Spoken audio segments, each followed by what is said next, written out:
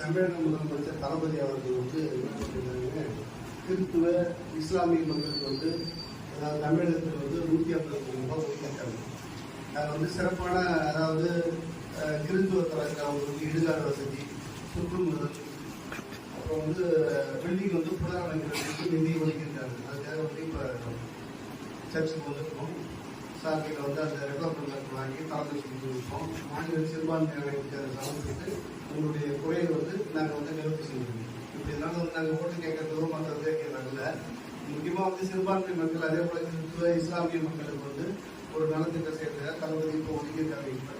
ஏன்னா இப்போ இந்த வானூர் தொகுதி வந்து ரொம்ப வந்து 7 தடவை வந்து திமுக அரசு வந்து தோல்வியாக இருக்குன்னா இந்த தடவை கண்டிப்பாக மக்களுக்கு நல்லது செய்யணும்.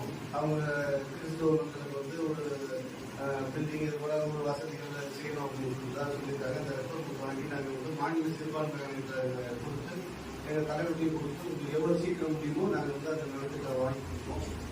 நன்றி.